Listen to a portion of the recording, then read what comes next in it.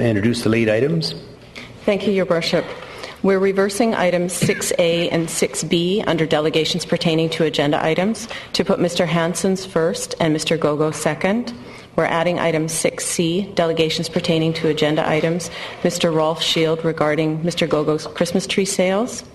We're adding item 11F under staff reports, appointment of an agent to market the Port of Nanaimo Centre hotel site. And we're correcting item 19A under other business to change the date of the notice of motion to October 26, 2009. Okay, and I believe Councillor Sherry has something he wishes to add too. I have a motion that I would like to present council to be dealt with under other competent business. And I believe here also we have... Okay, let me get you plugged in here. You're on. Yes, I have an item to add too, please, if I could. Okay. Dealing with Remembrance Day. Okay, fine. Okay, we'll ask for the adoption of the agenda. Oh, Your Worship. Sorry, I didn't press my button. Are we going to move item 20A forward? Yes, please. Presentation. Mrs. Tang's delegation, we're going to move that forward. I'd like to make a motion to move that forward. That'll be... Move and second, all in favor? Opposed? It'll be 6D. Okay, Campbell. Move Campbell 10 forward. Thank you, still my motion. Sorry. Oh, I didn't know. Now, are we prepared to adopt the agenda?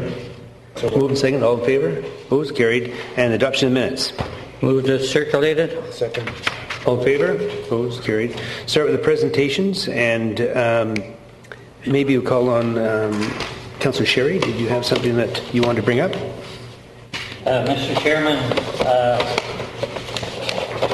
when an organization within our community gets 5 pages of a story as it relates to our community, I think that's pretty good, and it's.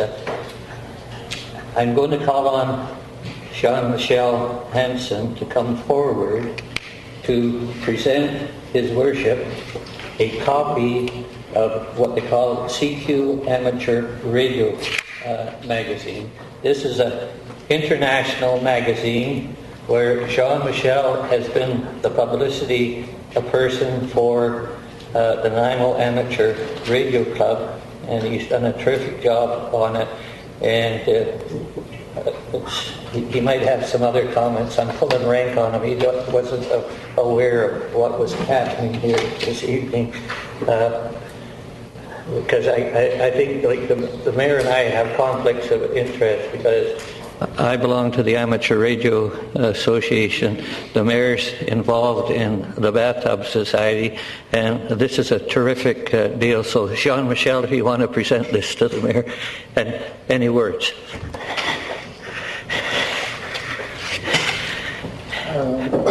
Well, I'm caught off guard, Your Worship. Do you want to maybe I'll turn that one over? Yeah, sure. It's on over there. That's right.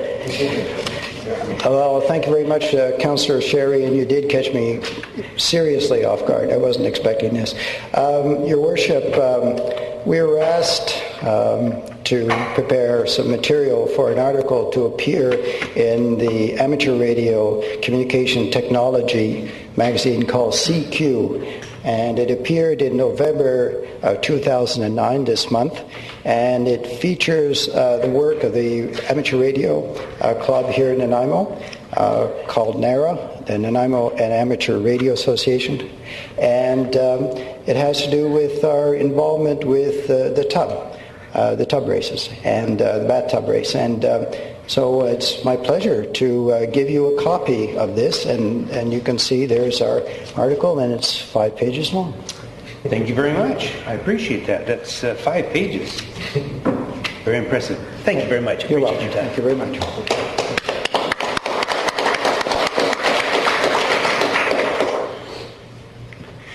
He's going to give me. Okay, and now I'll call on Councillor Unger to. I believe you have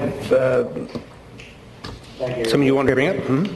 Yes, I would just like to remind everyone that This Wednesday is November 11th, Remembrance Day, and there will be ceremonies at the downtown Cenotaph and at the one in Lantzville, and encourage everybody to go. For those attending in downtown Nanaimo, there is free parking at all city parkades and on the street, so you don't have to pay. And I want to caution, though, that private parking lots are not covered under this, and in the past some people have been getting tickets for parking in private lots, and those are not covered by this. So park in the city parkades and also on the street for free parking, and please do come out on Wednesday and recognize all those who represented us in various world conflicts. Thank you. Thank you, Councillor. Very good point. Maybe just quickly to staff, we have Jean-Michel Hassens, and I'm just wondering, that's going to involve a presentation, Ms. Harrison. Are we going to start with that one, or we've had a motion to move Ms. Tang forward, and I think hers involves audio-visual as well. I just wonder which one we're ready to start with.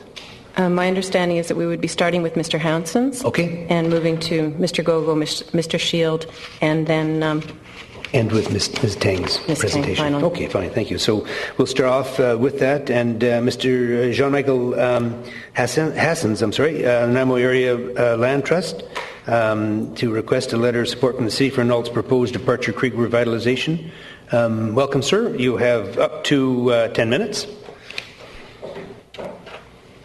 I hope you've got over the shock from Councillor Sherry's unexpected announcement. My name is Jean-Michel Hansens, and I reside at 1369 Roseanne Drive, and I'm here tonight on behalf of the Nanaimo Area Land Trust, where I serve as a member of the board. I'm accompanied this evening by Norm Wagner, who's our Stewardship Centre and Programs Manager, and our co-chair, Barbara Arston, who are sitting in the back. My presentation this evening is a follow-up to correspondence that was sent to you by Nault requesting your support for a proposed project for the revitalization of Departure Creek. Our submission will be done as a PowerPoint presentation.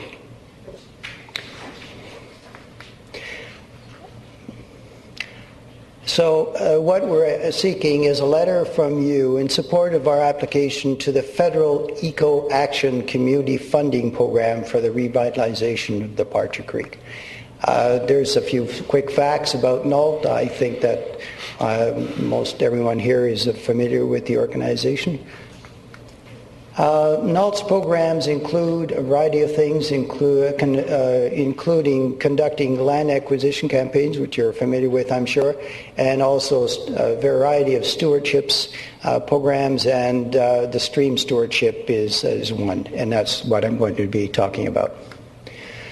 Departure Creek has two tributaries, Joseph and Keeley Creeks. The watershed, it's a watershed of approximately 3 square kilometers from Country Club area through the residential neighborhoods. It runs parallel to Departure Bay Road and through a forested ravine in Woodstream Park, and then discharges into Departure Bay. What you see there is a map that shows a portion of the creek, but also the forested area, and the Woodstream Park and the ravines. It's important to note that the Woodstream Park and the wooded ravines of Departure Creek were identified and indexed in 2004 in Environment Canada's Sensitive Ecosystem and Inventory as Riparian Ecosystem Mature Forest. The stakeholders of Departure Bay or Departure Creek, are the Departure Bay Neighborhood Association and approximately 100 landowners who we've identified whose properties are located on or immediately adjacent to Departure Creek. Department of Fisheries and Oceans, the City of Nanaimo, of course, Trout Unlimited, the BC Ministry of Environment, the Pacific Salmon Foundation, and of course local anglers. And there's a couple of local anglers enjoying the pink salmon return this past fall. Now, the previous Departure Creek stewardship projects have included, since 1995, the planting of mature trees and shrubs to stabilize eroding banks and to increase shading and cover. A NALT-led project that installed rock weirs and logs in the creek channel to provide habitat for salmon and trout in the year 2000, and a stream keepers workshop and stream survey in February in 1999. What you have there is a copy of the 1998 literature, which is a joint project between the City of Nanaimo, Trout Unlimited, and NALT. And I'd like to read just briefly a short paragraph on that pamphlet. And it just says the following: the coho have returned in Departure Creek in record numbers in the summer of 2020. Thanks to the efforts of local citizens over the past 25 years, stream habitat has been improved, stream-side vegetation replanted, stormwater systems upgraded, and stream beds and banks stabilized. Residents often walk in the shaded interpretive trails in Woodstream Park to watch the coho spawning. Songbirds, great blue herons, deer, and mink are regularly seen during strolls through the neighborhood. That was written in 1998. We're not quite there yet, but this is what we're aiming for, the paragraph I've just read to you. The recent enhancement projects on the creek include some tree planting in Woodstream Park done by the Departure Bay Neighborhood Association as recently as 2008. And some primary water quality testing, which was sponsored by the Department of Fisheries and Oceans and coordinated by NALT in 2006. There are some obstructions that are worthy of note on the creek. One in particular is one that was built in the 1980s by the city, which is a structure in Woodstream Park to control sediment and flooding of Departure Creek. The structure presents a obstruction to migrating salmon to reach the upper parts of the creek to spawn. The City of Nanaimo, Department of Fisheries and Oceans, and NALT have discussed a joint project to modify the barrier and to create a fishway. And NALT proposes to apply for project funding from the Pacific Salmon Foundation in February. That's not the project that we're about here this evening, but that's a subsequent project which we hope to be able to present to you later on. The Newton Street culvert represents another challenge waiting to be addressed. This following picture is a pink salmon navigating up Departure Creek below the obstruction this fall. The next picture is one, and unfortunately it doesn't show it up very clearly, but there are two salmon there attempting to spawn in the sediment trap this fall. The fish that use this creek are the coho salmon, which is historically the fish that has occupied the creek. And I was told by a Bay Street resident that 4 years ago he noticed coho salmon trying to spawn in the creek. The cutthroat trout, of course, is a resident of Departure Creek, and the pink salmon, which arrived in Departure Creek this fall. So the City of Nanaimo official community plan discusses a Departure Creek. The Departure Bay Neighborhood Plan of 2006, which was incorporated within the city official plan, has as its objective the plan to restore Departure Creek to a fish-bearing status. So the proposal that we are preparing and the plan is to revitalize the creek in the following way. There will be an 18-month duration. This plan will be an 18-month duration beginning in the spring of 2010 under the supervision of a project coordinator working 20 hours a week for 18 months. He or she will prepare a prescription for restoration work, water quality testing, a comprehensive public outreach, awareness and involvement, invasive species control, and in-stream enhancement of fish habitat, improvement of riparian areas, stream keepers workshop, neighborhood information, public events, and involvement of public schools in Departure Bay watershed, and also a landowner's contact activities. So in closing, we're asking for council support of NALT's application to the Federal Eco Action Community Funding Program for the Departure Bay Revitalization Project. Thank you very much for your attention. Thank you, sir. Are there any questions for the delegation? Councillor Patchy. Thank you, Worship. Thank you, Mr. Hansons, very much. As you know, Councillors Kipp and Holdham and myself walked with you and a host of others a couple of weeks ago. The thing that escaped me is that you just referred to the Newton Street culvert as being problematic, and I'm not familiar with that. Could you? Well, the Newton Street, I believe is called that. It's a culvert that is under Newton Street, and it's basically a standard culvert, and I understand that it could be a problem for fish who want to go beyond that point. Mm-hmm. So that's something that the specialists will be looking at. Okay, and the other thing, if I may have a follow-up, Your Worship, even though it is really not your bailiwick, but one of the persons who accompanied us was Mel Sheng, who, let's call him of Millstream fame, right. Who explained to us how this barrier, this sediment trap could be overcome in a rather ingenious way, as far as I am concerned. Would you be able to explain that? Rather than taking it out, there's a way of building up the bank. Yeah, I believe that's an issue that your engineer and the engineers from DFO will be looking at, and the idea is to continue having some sort of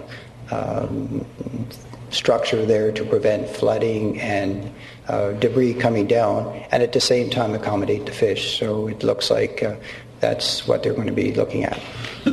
Thank you. Councillor Kipp.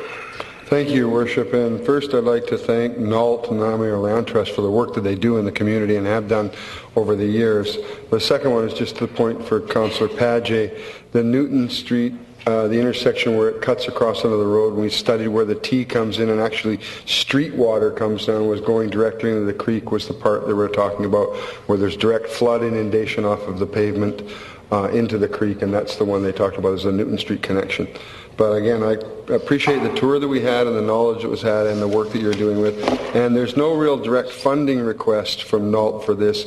It's only a matter of some in-kind work that will be required, some city engineering time and cost. So, if I may, Mr. Kipp, Councillor Kipp, I think that's not Newton Street. I believe that's another street, and I have your engineer's report here. Or I think that's Elk Street. Yes, sorry. So Newton. Next higher. Up higher. Newton Street is further up. Yeah, okay, yeah. We're both. Okay. Okay, I see no further questions. Thank you, sir. Thank you, Mr. Hansons. I think very interesting presentation, and I'm sure that there'll be some support for you, and we'll just see how much in a moment here. Is there a seconder? Second. All in favor? Opposed? Carried. And now we'll call on the next delegation, Mr. Mike Gogo, pertaining to the selling of Christmas trees. Mike, welcome, sir. You have up to 10 minutes. Gee, okay. Well, I think I can fit it all in. Now, this is going to get real personal, boys. Dear Mayor and Council and citizens of Nanaimo and the illustrious press, although I personally know the majority of people on Council and consider them friends, I do not think they really know who I am. So please bear with me as I give you a little history. Can you do that?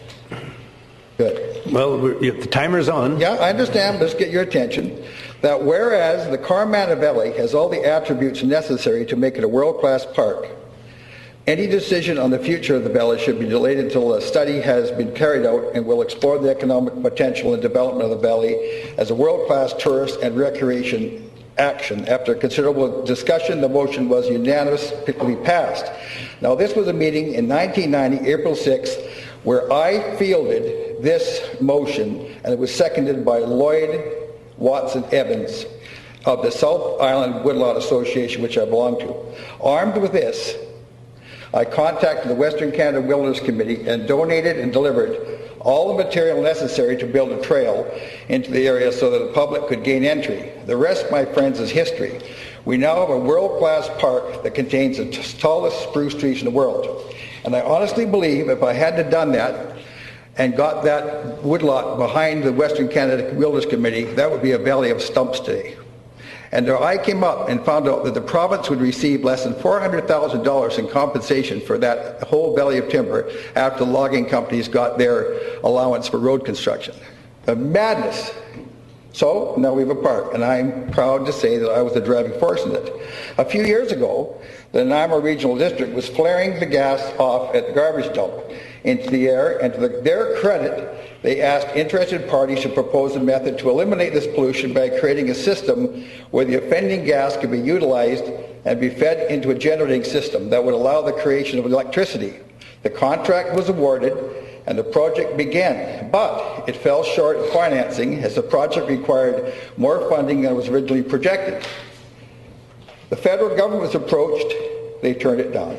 Provincial government was approached, they turned it down. All the chartered banks were approached, they turned it down. I put up my personal money so that this most worthwhile project could proceed. To this day, I am underwriting this project that is changing pollution into power. I don't think anyone on council knows this, and yet is a matter of great concern to the air pollution problems of the area. This, my friends, is who I am. These are two of the many things I've done on the island in this community. Now, on to Christmas tree sales. This year, our family farm, established in 1897, is celebrating the 80th year of supplying our fellow citizens with our mountain fresh trees. In 1980, our farm purchased the property known as 55 Prize Street for the purpose of allowing people that cannot access our farm because of the snow or affordable transportation to be able to avail themselves of our trees. After 29 years on this site, we have had but one complaint, and that is from a party who right in front of this council, read the minutes, readily admitted that the former renters of my house, who were his part-time employees, were selling drugs from that house. It was only when I threw their collective butts out of that house that he started complaining. Now that's all those are minutes of this meeting. This is not anything I allege. Okay, from our last meeting, I understand that I could approach the staff at Vancouver Island Exhibition and try to establish a tree sales there to reduce traffic and serve the public better. A deal was made with the people on site at the VIX, and a considerable amount of money was spent on advertising.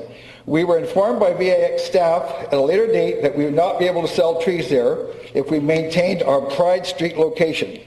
And so, I asked that my daughter Karen be allowed to sell trees from our family farm at the VIX. She does not expect any considerations other than to be allowed to sell the trees that she and her husband helped cultivate. The opportunity would create money for Vancouver Island Exhibition, better access for the public, and new jobs. This year, we are also made our trees available to two other Nanaimo merchants on Selby and Nicholl Street locations. That will help reduce the carbon footprint and allow the residents of the South and better access to our Christmas trees. We are a farm that sponsors the charity Rainbow of Hope Foundation, which is an international project that sponsors young women to a chance to a university education in third world countries. Today I ask that the Mayor and Council not prevent us from joining the other local farmers in marketing our product at VIX. Thank you for giving me the opportunity and time to address this subject. Yours truly. Okay, we have some questions for you. Councillor Patchy. Thank you, Worship. Good evening, Mr. Gogo. Good evening. About an hour ago, just before I left home to come here, I reviewed the tape of the council meeting of August the 10th, at which you appeared. And I want to quote you on a few occasions, because what you're basically telling us is that there's a misunderstanding that arose from that particular meeting. Yes. Where you did not get the picture, as far as I'm concerned, that you would give up Pride Street if you were able to sell at the VIX. Now, I know you disagree with that, but on August the 10th, about 3 minutes into your conversation, you mentioned, I've been thinking about that as an alternative in the coming years. Alternative. So that's not dual, that's alternative. A bit further on, you're talking about a transition to Bowen.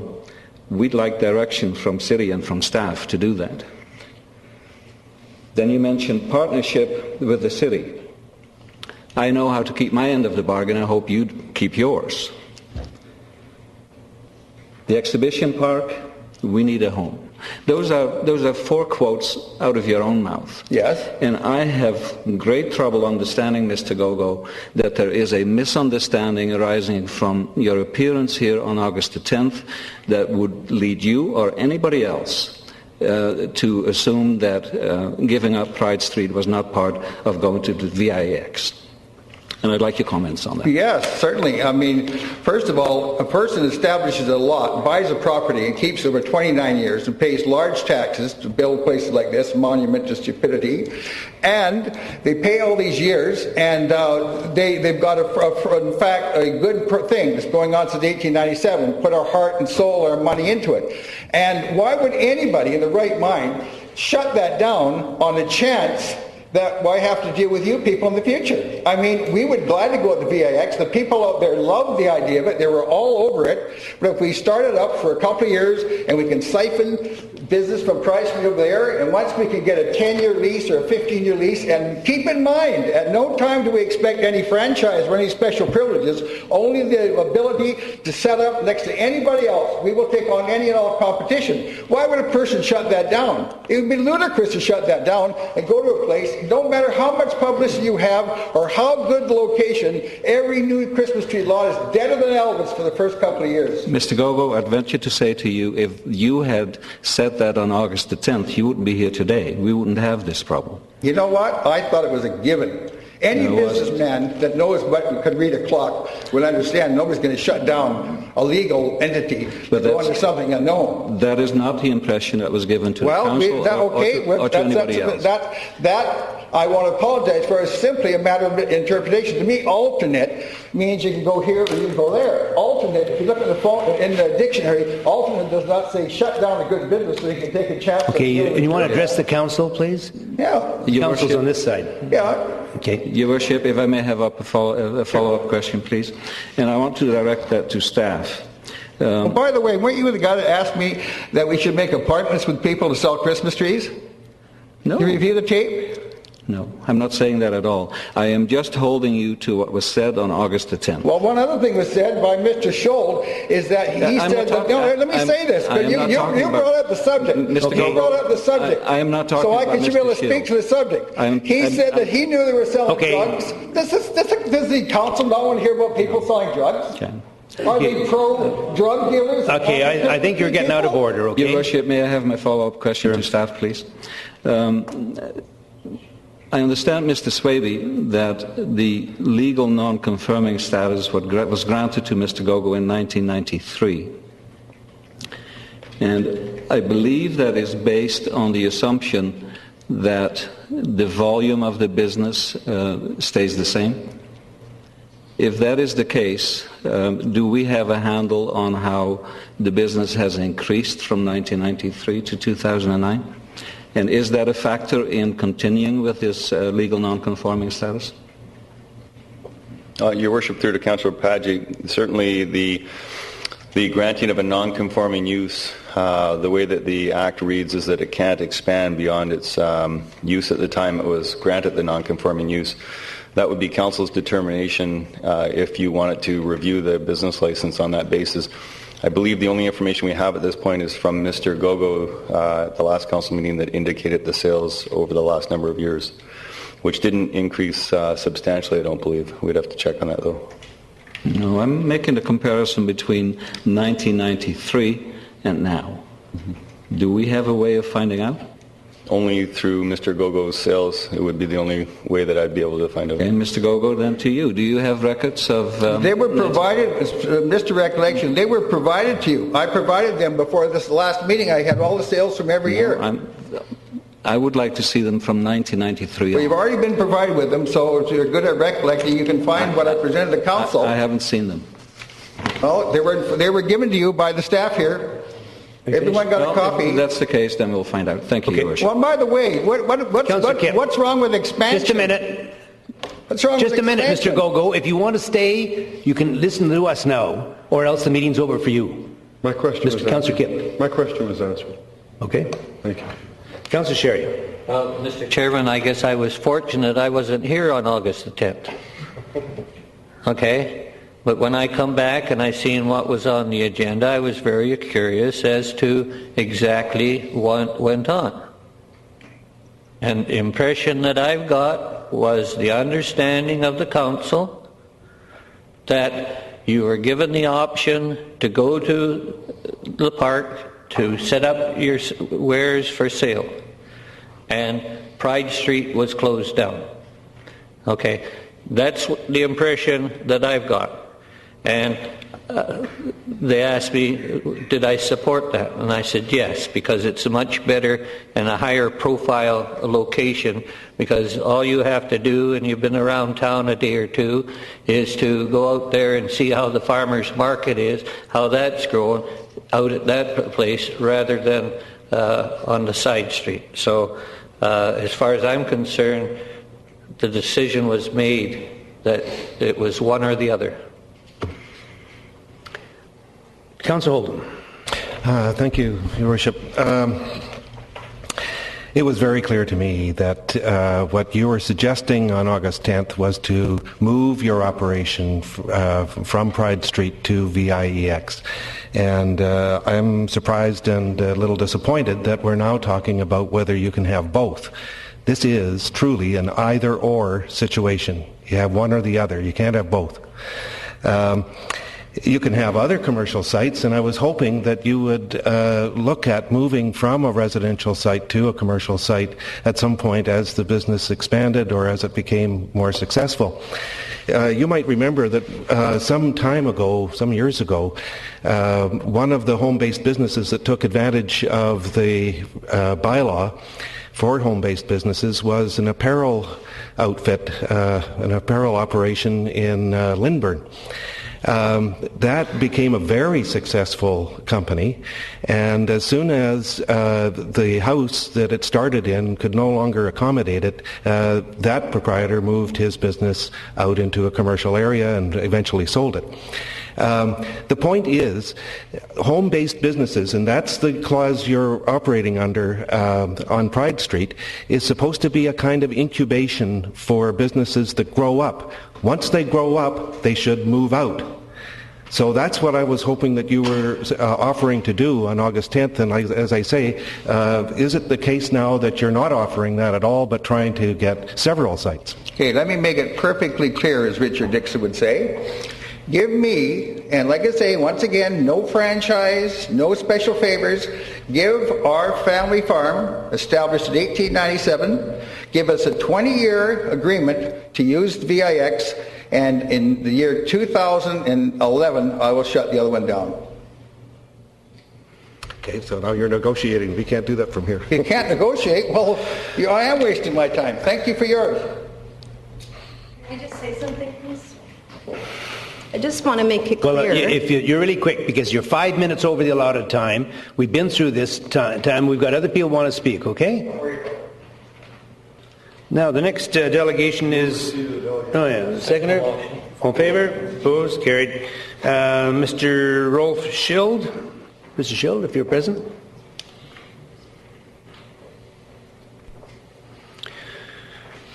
Welcome, sir, and you also have up to 10 minutes. My name is Rolf Schild, and I reside at 1588 Bush Street, right kitty corner from Mr. Gogo's Christmas tree operation. I'm not so sure if I can follow this act he just performed. But I'm once here again to respond to Mr. Gogo's determination to continue selling Christmas trees in our very active residential neighborhood. I do not want to engage in personal attacks with Mr. Gogo, despite that he has slandered me publicly about this business just mentioned about it, okay? He is the landlord, it's his tenants, and he should know what goes on his property. End of story. Anyway, what I would like to know from city staff, when he was granted that so-called special status, was that under which bylaw, 1089 or 2000? Can I ask that question to city staff? Yeah, do we have that date? Do you know? Mrs. Waby, when that bylaw was dated? I mean, maybe while they're considering the question, I'll ask you the reason for why are you asking that? Because in a way it doesn't really matter one way or the other, because he Probably broke not. all the rules and restrictions attached to those two bylaws. Period. I've done a lot of research on that, okay? And I refer to the material I supplied, and all you have to do is read the title and a few other pieces of information, and you will most likely not be far away from the same conclusion. Now, is Mr. Gogo using our neighborhood now as a pickup depot for charities to pick up the trees? See page 5, and the overhaul of the trucks. 2 of those semi-trailers come in every year before he starts, okay? And each one of those trailers is loaded right to the brim. As you can see, there's a huge big pile on top of it. And there is somewhere from an experienced truck driver who drives similar units like that, he figured there'll be at least between 1,800 to 2,000 trees on that. And they show up twice before he actually opens for his business. That makes it about 4,000 trees, give and take, plus whatever he delivers from the farm. And I like to remind you that he heavily advertised Farm Fresh. These trucks coming from off the island, they have been seen on the BC Ferry. Anyway,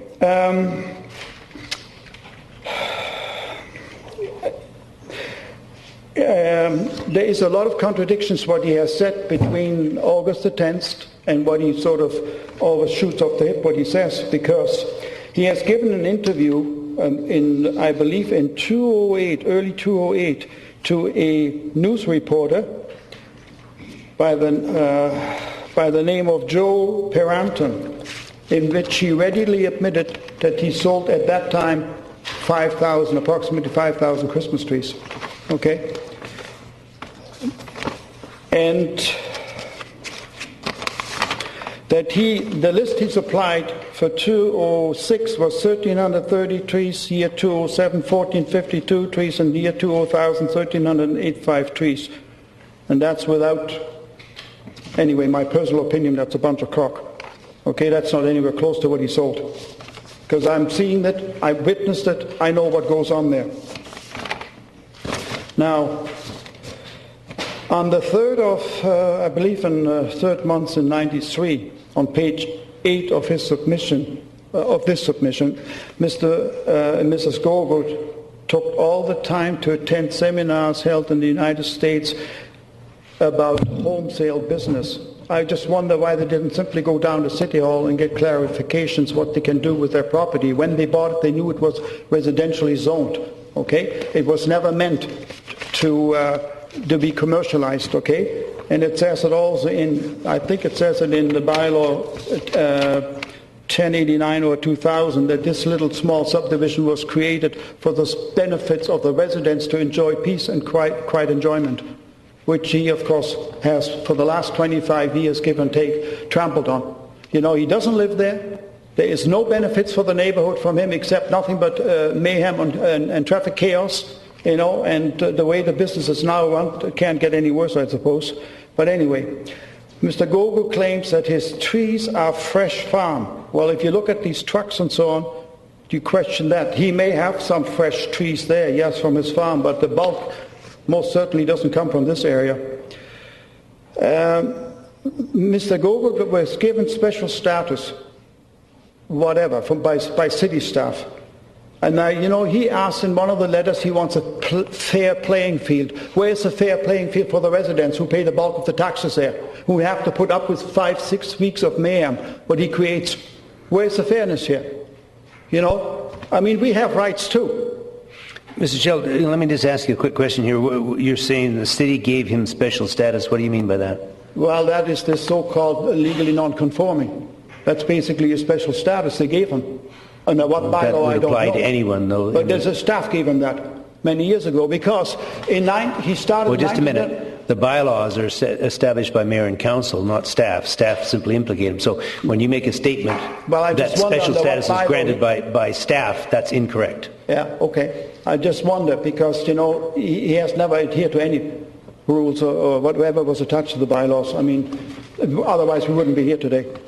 You know, what I was going to say,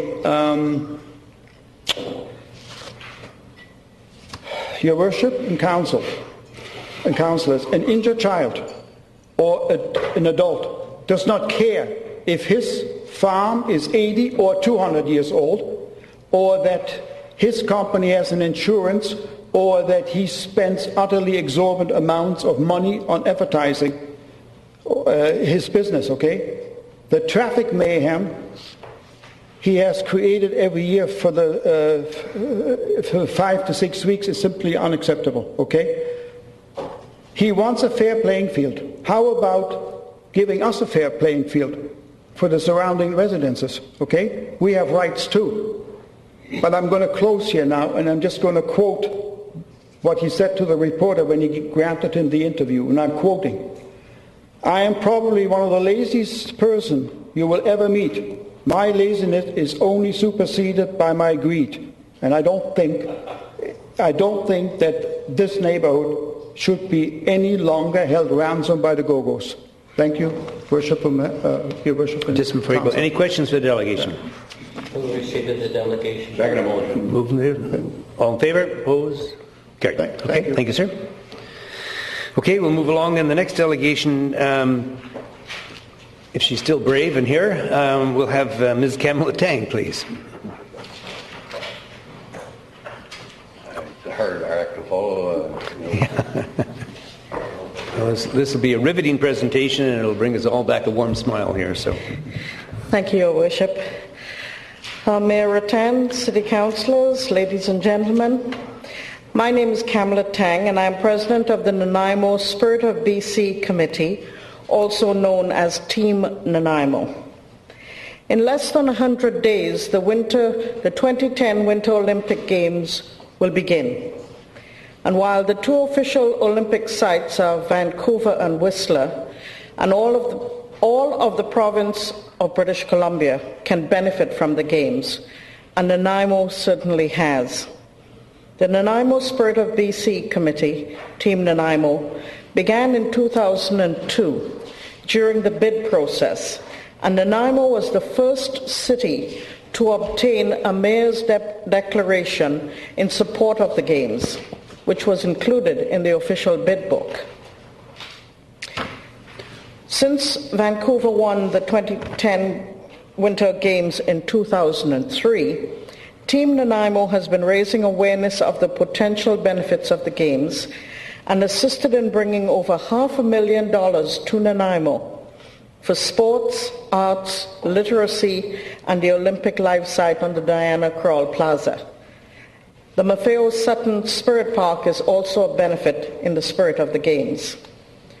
Over the past 5 years, Team Nanaimo has had a signature event called Sport Fest during the Spirit of BC Week. And last February, we had the pleasure of hosting the Olympic mascots. And we were the first community to have the Olympic torch after it was unveiled in Whistler and Richmond. And now we have a 3-minute video showcasing our community of Nanaimo to the world. 15 communities across British Columbia were selected by the Vancouver International Airport, YVR, to create a video showing not only our natural beauty and landscape, but also our industry, housing, facilities, amenities, businesses, and lifestyle, all factors which entice and influence prospective businesses, investors, and new residents to consider moving to Nanaimo. YVR gave each community $10,000 to produce the video, and they entrusted Team Nanaimo with the project. Some communities invested more money into their productions, but we were fortunate to hire a local production company of some young people. We had Derek Johnstone, Jocelyn Matwee, and Todd Jones, known as Scene 7 Productions, who promised us a video with excitement, high energy, and loads of information, and they did not disappoint us. They were fabulous.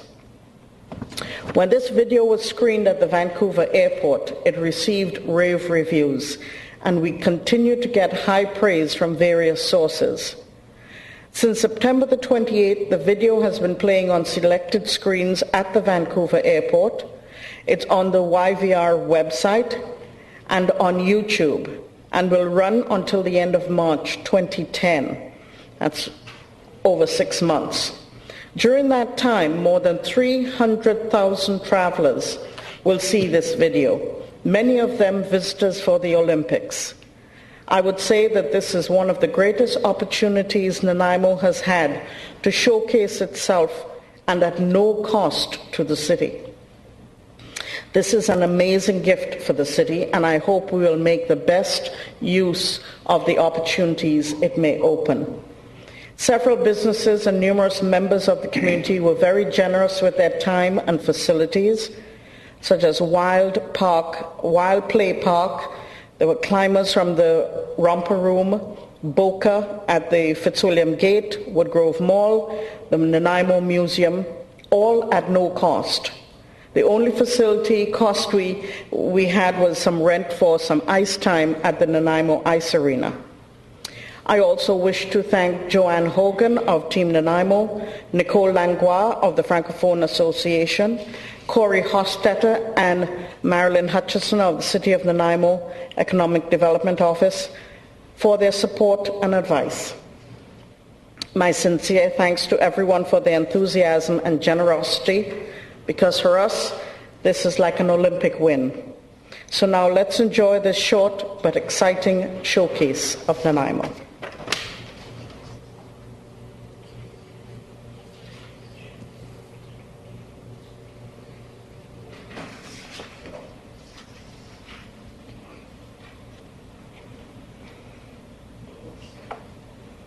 Welcome to Nanaimo!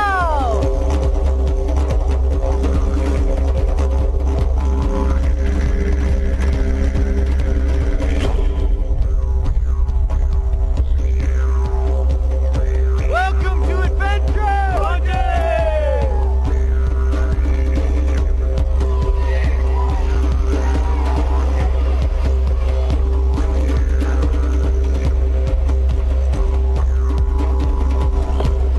Welcome to sport.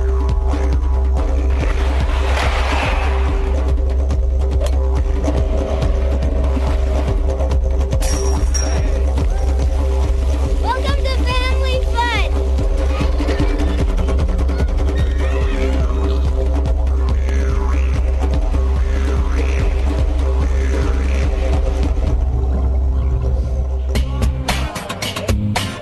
Welcome to urban lifestyle.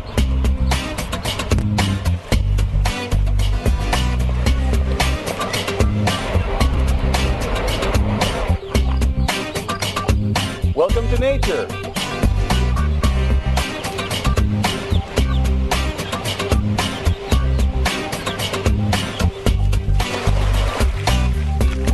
Welcome to Island Time.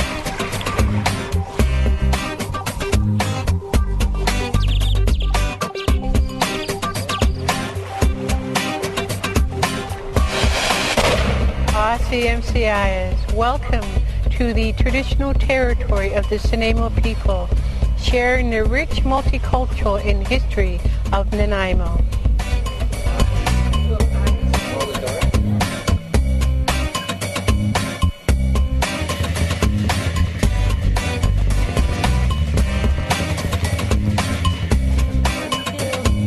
Welcome to education.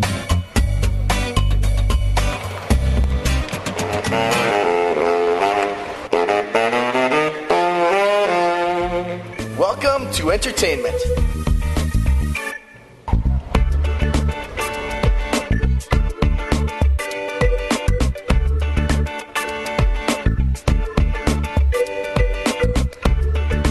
Welcome to living.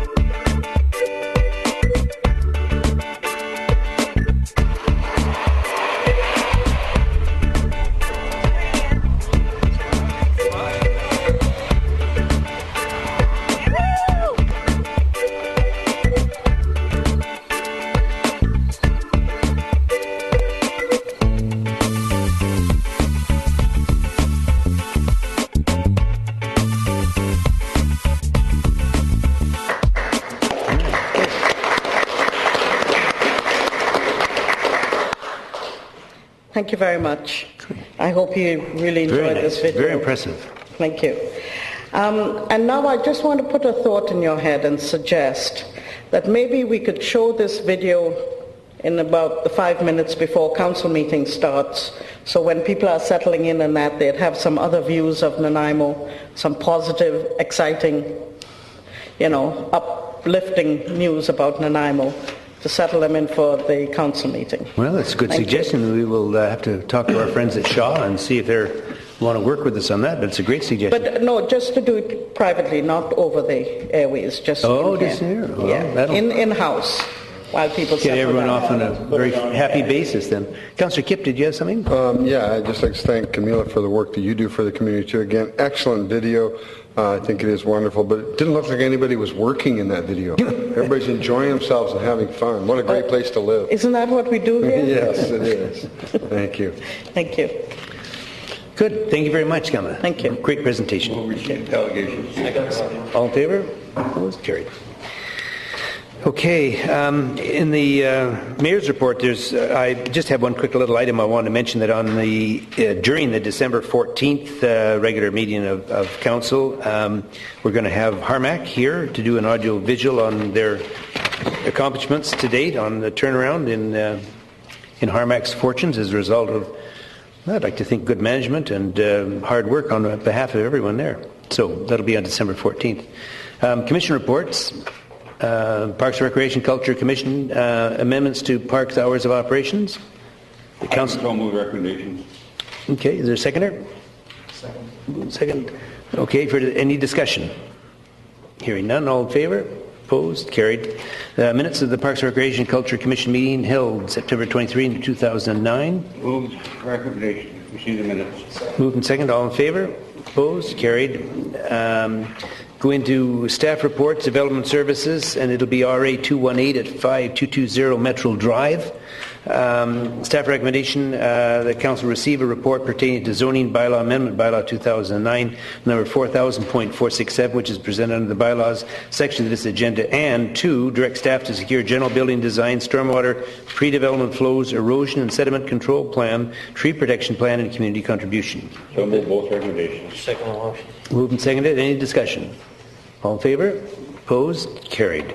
RA 230 at 6155 Metro Drive. Recommendation that Council 1 receive the report pertaining to zoning bylaw amendment bylaw 2009 number 4000.468, which is presented under the bylaw section of this agenda, and 2, direct staff to register a covenant to secure stormwater pre-development flows, erosion and sediment control plan, restricting parking between the building and the street, use restrictions for the existing house, pedestrian right-of-way, common access easement, pedestrian plaza right-of-way, and the community contribution. Move recommendation 1 and 2. Second. Moved 1 and 2. Any discussion? All in favor? Opposed? Carried. Unsightly premises, 179 Alberta Road. It's requested that council hear anyone wishing to speak with respect to unsightly premises at 179 Alberta Road. Is there anyone in attendance that would like to speak to matters related to 179 Alberta Road? Move the staff recommendation. Moved and second. Any discussion? All in favor? Opposed? Carried. Unsightly premises, 51 Terminal Avenue. It's requested that council hear anyone wishing to speak with respect to unsightly premises at 51 Terminal Avenue. Is anyone here in attendance that wishes to speak to something, any matters related to 51 Terminal Avenue? Hearing none. Move the staff recommendation. Second motion. Moved and seconded. All in favor? Opposed? Carried. Reduction in building permit fees. Canadian Home Builders Association House 583 Sarnham Rise. Sarnham Rise Way, that staff direct, the council directs staff to reduce building permits fees by 50% for the Canadian Home Builders Association CHBA house to be constructed at 583 Sarnham Rise Way. Move the recommendation. Moved. Is there a seconder? Moved and seconded. Any discussion? All in favor? Opposed? Carried. Corporate Services, appointment of an agent to market the Port of Nanaimo Centre hotel site. Staff recommendation that council direct staff to proceed with the engagement of DTZ, Barnaky Colliers to market the Port of Nanaimo Centre hotel and condo site as per DTZ Barnaky Colliers' request for proposal response dated 2009 October 22. Move the recommendation. Moved. Is there a seconder? No seconder? Second for the baby. Okay. Okay, it's been moved and seconded. Discussion. Councillor Kipp. Your Worship, I can't support this motion at the present time. There's an outstanding contract on our hotel that expires with the previous proposed developer. I think at this time we've put out a lot of money in the hotel. I'm not certain if this will be a good marketing tool for us at the present time, coming into Christmas season and that. The other contract ends just after the Olympics are over, and I'd like to postpone anything like this or not support this motion, just to postpone this until we see what happens after the other contract. Thank you. Okay, Councillor Sherry. Well, Mr. Chairman, unfortunately, we get half of the report here, and it's been negotiated between the applicant and staff, which I have difficulty with the additional funds that's being requested, and that's why I can't support it at this time. Councillor Oldham. Yes, thank you, Your Worship. I'm actually surprised to find that it was so hard even to get a seconder for discussion on a motion that attempts to implement what every member of council and yourself, Your Worship, have said, which is that the first priority we have regarding this facility that we're operating in today, to make it the most effective it can be for the community of Nanaimo, is to accompany it with a hotel. And this is the agent, or this is one of the means by which we can attempt to attract a hotel to this to the nearby site as aggressively as possible, and that's to hire an agent to do it for us. Now, this came to council some time ago, and several members of council were determined, they said, to make sure that an agent for doing this job was sought by public tender. So we referred it back to staff, and staff rightfully went off and put out a tender for this work, and we got a number of responses to that. In this case, the DTZ Barnaky Collier's proposal or bid was the one that was the most reasonable in cost and seemed to have the most merit out of all three or all of the applications that came in. And so staff has done exactly what council asked them to do, put it out to public tender. At that time, there was no suggestion that doing it by a contract with a real estate agent like this was the wrong thing to do. So I'm now wondering what the problem is. This is what we wanted. This is what we got. Here's the person to do it. Let's get on with it. I thought we wanted to get a hotel for that site. And I'm surprised that there's opposition to or questioning further about this particular means by which we would try to get a hotel for the site. Is there some other agenda operating here? Councillor Pachi. Thank you, Worship. I want to go back a bit further than Councillor Holden did, which was that when an agent of this type was discussed, at one point it was suggested that we take DTZ Barnaky without any further ado. And it was at that point that some of us did state that we wanted it tendered. Not all that much later, 3 or 4 months later maybe, when asked, it turned out that that whole process was no longer required because we had 3 or 4 serious expressions of interest. And all of a sudden, we are back with a thing that was denied 4 or 5 months ago. You know, I've said before, I want a hotel, but I don't want it at any price. I think a commission of $1,500 per room is way beyond, particularly if it turns out that we're going to end up with an outfit that already has expressed an interest. I think that's an overpayment. It is too much. The other question I have, Your Worship, is to staff.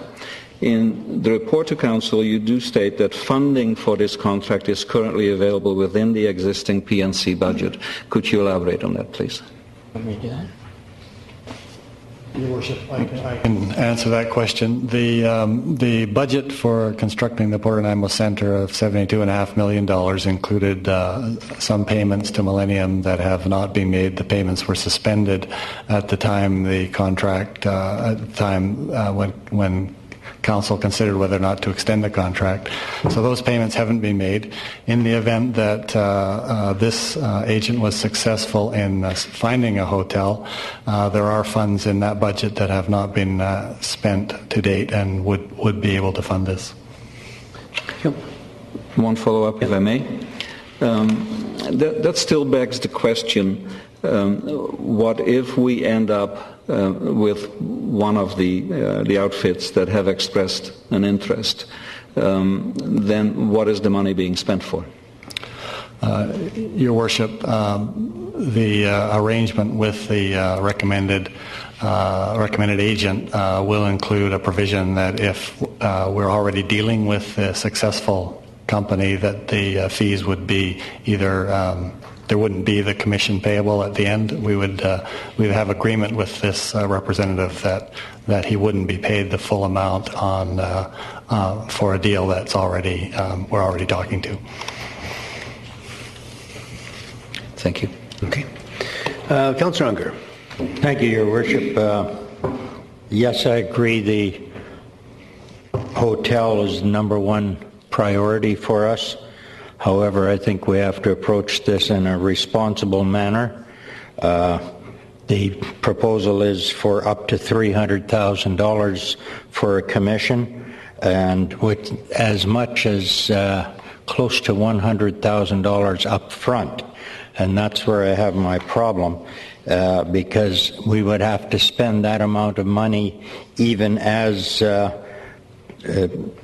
Councillor Patchy's comment, that if they find or somebody whom we have already been dealing with comes along and purchases or agrees to build a hotel, we're still on the hook for the first $100,000.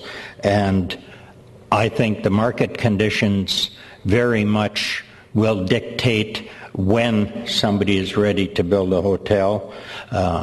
Under the present package that we have been floating out, and I know the mayor has been meeting with a number of people, and we already have very great incentives for them up front.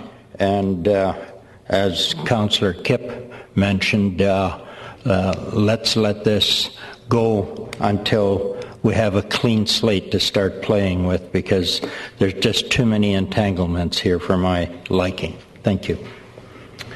Okay, Councillor Oldham. Well, seeing no other speakers, perhaps I would wrap up unless you yourself want to... Yeah, I was going to make a comment too. Okay, I'll follow you. You should probably have the last word, so I'll just say that I would appeal to Council to consider what the public interest is here. If people have problems with the contract, it is the best that a public tender produced. So that's usually the test of what is a reasonable contract. If you think of real estate commissions and the percentages that they charge on sales and so on, this is exceptionally reasonable. The public interest, it seems to me, is to get the best production out of this facility as we can, the conference center, and the best production will result from having an adjacent hotel. So I think we should make every effort, marketing efforts, real estate efforts, and so on, to find a company that will build that hotel. The staff recommendation is a person who is very familiar with downtown and has been quite successful in a number of other efforts. So I think we should proceed with this. I don't think we should get concerned too much about the details of the contract. That's what our staff is for, is to protect the city's interests on those technical matters, but it is our business as a council to ensure that the public interest is served. The public interest is not served by continuing to allow the hotel site to languish and not to market it as aggressively as we can. The motion on the floor would help us do that. Councillor Kipp. Yeah, I'd just like to talk about public interest, and that's part of my concern with this too, to directly relate to what Councillor Holdham said. We spend a pile of money on the hotel marketing through economic development. I believe the money was put in originally through ECDEV, and our staff are doing a lot of good videos like we saw tonight, do market our community. And when I look at the public interest, I look at saying right now is not a great time to market a hotel. We're going to have to wait to see what's happening in our provincial landscape post 2010 Olympics. I just think it's really bad timing on this to ask now, right before Christmas. No one makes big real estate deals before Christmas. This council has been out talking to people. Our staff has been making contact with people. Economic Development Office has been making contact with people. And to sign up another contractor to try and market this hotel right now, I believe is not in the public interest. Therefore, I can't support the motion that I seconded. Thank you. Okay, for my comments, I'm going to support the staff recommendation, and I'll do it for a couple of reasons, and some of them actually I think Councillor Holdham alluded to. One of the concerns we've got several people that have indicated an interest in building this hotel, and nothing's happened. Quite a few months have gone by. Millennium started talking to us, I believe, 3 years ago. We've had 2 indications of interest from other companies that have indicated an interest to start in this. Unfortunately, nothing's materialized. And, the thing is, you can't sell anything without a salesman. It's all well and good to sit back and say, well, if they really want to build a hotel, they're going to come and find us. I think the reality is until they know what opportunities are out there, I don't see how they could approach us. And that is only done by the expertise of someone in that industry that can go out and attract it. And with all respect to our very capable staff, and I'm not being facetious in any way. We have an extremely capable senior staff, but they can't be expected to be an expert on every single thing, and certainly the method in finding a developer for the hotel is in itself a very complex issue. And so I think it would be prudent for us to get going on this thing. I feel that the economy is turning now, and I think there is some interest out there, and unless we have the right person getting out there and doing the job for us, we'll never find a developer. So we can let it sit and sit and sit and sit, and nothing will happen. In the meantime, council and mayor is expected to explain to people why the conference center isn't being better utilized than it is, and the answer is simply that we don't have enough available rooms, and we won't have enough available rooms to fully utilize the conference center until an additional hotel site is found and a hotel is built. Having said that, we'll call the question. All in favor of the motion? 1, 2, 3. Opposed? 1, 2, 3, 4. The motion is defeated. The next item, information only. It's a report from Mr. Harding, Director of Parks, Recreation and Culture, Reed and Imo Bastion. Oversee the report. Second motion.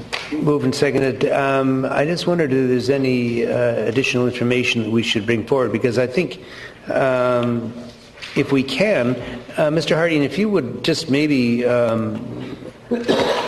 touch on this. I know it's an information item, but I still would like to get some input from you on just how critical it is. It's my understanding that time is of essence now. There's some serious requirements needed immediately for the bastion, and maybe if you could just to give us a quick overview.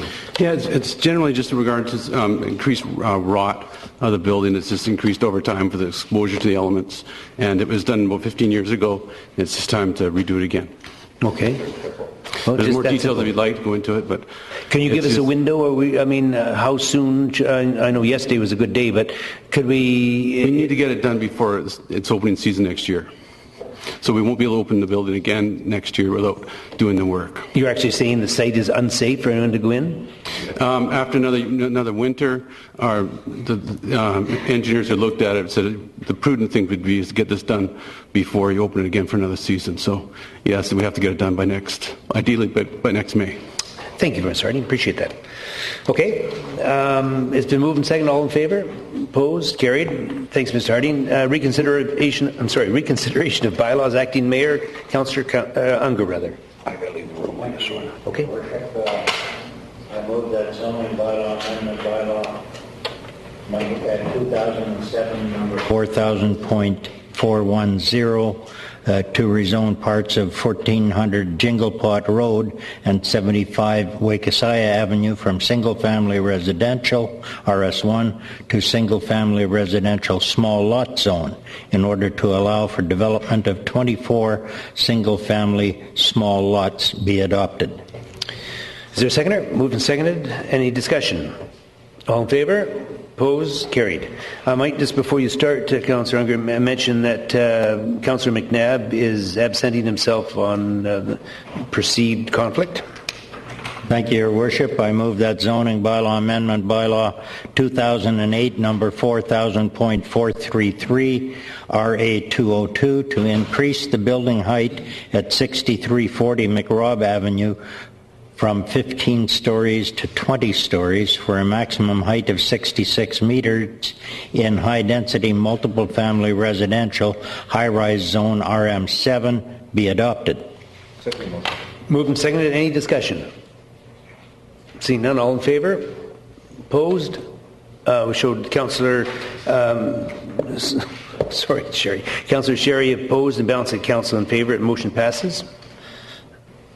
If we could maybe, Councillor Patsy, if you want to just let Councillor McNabb back, or thank you. And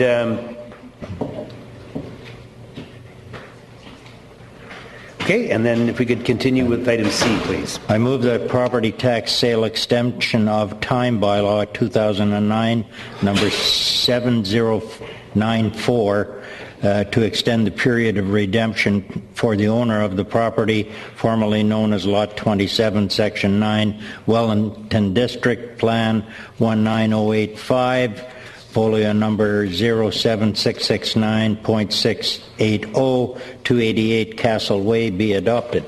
Second motion. Any discussion? All in favor? Opposed? Carried. Introduction of bylaws. I move that Parks, Recreation, Culture Regulation Bylaw Amendment Bylaw number 2009, number 7073.01 to amend Schedule A, Hours of Operation, pass first reading. Second. Moved and seconded. Any discussion? Just a question. Thank you, Your Worship. I'm just wondering why the aquatic center swimming pools are only a 5 to 11 window and the arenas are 24 hours a day. Why is the difference, or is it just lifeguards? Staffing issue? It's part of the staffing issue. Typically, the arenas will go for longer hours. As you know, they'll start as early as 4:35, go as late as 1 in the morning. Oh, okay. Yeah. Thank you. Okay. I move that Parks, Recreation, Culture Regulation Bylaw Amendment Bylaw 2009 pass second reading. Second. Okay. And no discussion on that. And third? I think we didn't vote on the first one. Well, the first one, no. I jumped the gun. Okay. So, on item 14A, section 1, all in favor? Opposed? Carried. On item 14A2, all in favor? Opposed? Carried. I move that the same bylaw pass third reading. Second. Seconded. All in favor? Opposed? Carried. Introduction of development bylaws. I move that zoning bylaw amendment bylaw 2009 number 4000.467 to rezone 5220 Metro Drive from single-family residential zone to comprehensive development district zone CD7 to facilitate the construction of a mixed-use development pass first reading. Second motion. Moved and seconded. Any discussion? All in favor? Opposed? Carried. I move that the same bylaw pass second reading. Second. Moved and seconded. All in favor? Opposed? Carried.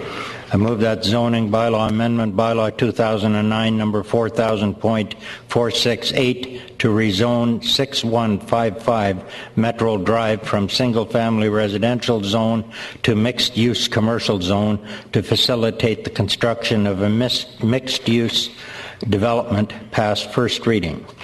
Second motion. Moved and seconded. All in favor? Opposed? Carried. Move that the same bylaw pass second reading. Moved and seconded. All in favor? Opposed? Carried. Sorry? Move receipt of the correspondence. Second motion. All in favor? Opposed? Carried. Going down to your item under other business at the regular meeting of council, and I think the date has been corrected. Councillor Holden put forward the following notice of motion: the delegations pertaining to items not on the agenda be referred to meetings of the Finance/Policy Committee of the whole. What's your pleasure on that? Your Worship, I would move the motion. Okay. I'll second it. Okay. Move. Say any discussion? Your Worship, we just had a delegation tonight that was not on the agenda, but it seemed very appropriate to have at their open and televised council meeting. So I'm now thinking that this idea arose from a number of council members at a casual gathering saying that we were getting a fair number of delegations who really weren't speaking to anything on the agenda, but were really simply describing their own associations and what they were doing in the community, which is all very interesting, but this is supposed to be the business meeting of council, and so it would be preferable to have them come to our committee of the whole. I'm now thinking that when we have delegations who wish to speak to us about matters of public interest that coincide with the city's interests, such as Kamalatang's tonight, that we should invite them to make presentations under that section of the agenda rather than as delegations on items not pertaining to the agenda. So I would like my motion to stand, but with that understanding that there may be some delegations that really should come as presentations. Thank you. Okay. Councillor Unger. Thank you, Your Worship. Looking at this very carefully, anybody who has a presentation to make that we feel would add to the meeting, if they come early enough to get on the agenda, then there will be items on the agenda and they won't be late items. So therefore this precludes any of the decision making that was mentioned by Councillor Holdham, and I'll support the motion. Okay, Councillor McNabb. Your Worship, I can't support the motion. I just can't see how we can pick and choose who we're going to listen to on TV or not on TV. I know what Councillor Holdham's trying to say, and he's part of it. What he's saying is right, but if you look at tonight, we had to not show that commercial from Kamalatang. I think it was fantastic, like Councillor Kipp said. But the point is, how do we tell staff, or how does staff saying, okay, this goes on COW,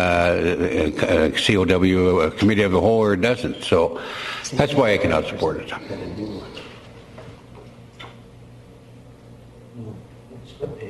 Did before on the presentation. Yeah. Okay, I'm just looking for clarification now. Maybe staff could just... Could we deal with this motion on the floor? Okay. Mr. Chairman? Sure. Any further discussion? All in favor? Opposed? Was that left hand or right hand? Was that? Let's go try this again. Now, the motion is that delegation pertaining to items not on the agenda be referred to meeting of the finance, right? Yes. Okay. Say that again. Items not on the agenda be referred to meetings of the Finance and Policy Committee. Okay, all in favor? 1, 2, 3, and opposed?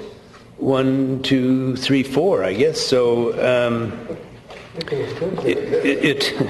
the motion is defeated. Just for clarification, and maybe to staff, possibly to Mr. Kenny, if we could just move back to correspondence, there's a letter from Mr. Norm Wagner, Stewardship Center and Programs Manager in Nanaimo Area and Land, NALT, requesting a letter of support for the city regarding NALT's application for Eco-Action funding. Is that separate from the presentation made earlier tonight? Yes. I would make the motion if you should allow the support. Okay. Okay, moved and seconded. All in favor? Opposed? Carried. I just didn't want that overlooked. And we'll get to that when we're moving along. I just wanted to say thanks, Mr. Kenny, for bringing that to our attention. Okay, we're going to go into other business now, and I think Councillor Sherry has something here. Mr. Chairman, I move that staff be requested to prepare a report on the status of Piper Park. Items to be addressed under the report is the status of the former Centennial Museum building, the condition and possible future uses, the old locomotive and the building that houses this locomotive. At one time it was to be moved or not to be moved, and I think it would be prudent for an update on that. And the same with the old miner's cottage. Are we going to leave it there, or are we going to move it to another location? And is there any plans to remove any trees or vegetation within the confines of the park? And the last one is, what legal documents exist as to the relationship of the use of parkland should a hotel be constructed on the adjacent property to the park? I bring this forward, Mr. Chairman. I get stopped on the street, and people go up around the museum building, and there's not too much activity. You can still look through the windows and that, and it'd be prudent to find out exactly what's going to happen to that before we allow it to deteriorate any further and that, and to get an idea and give the community an idea as to what's happening in that location. Okay. Question. Sorry, Councillor Patchy first, and then Councillor Oldham. Okay, thank you, Worship. I've had the same concerns about Piper Park for quite some time now. At the time that, at the very beginning of the conference center, when it was proposed that there was to be a Marriott hotel, if I recall correctly, a 4-star hotel, I did go through the motion to find out what constituted 4 stars for a hotel. And one of the many rules there was that to get 4 stars, you, among other things, must have immaculately kept grounds for the hotel guests to walk around. And for a hotel that is to be constructed on Gordon Street behind Piper Park, I have my doubts as to where those immaculate grounds are going to be. Particularly, and I'd like to have that confirmed by staff, that Piper Park is a so-called dedicated park, if I'm not mistaken, which, if the use of it changes in any way, shape or form, should only be done by referendum?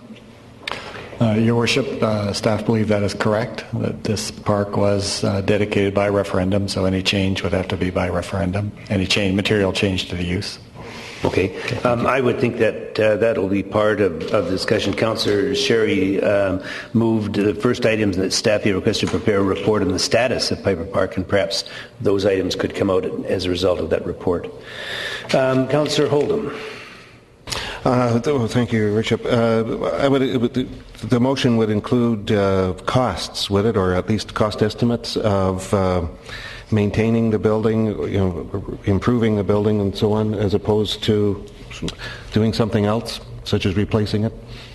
I would hope that's the, if I may, Mr. Chairman, that's the intent, to get a cost on these items so that an informed decision can be made.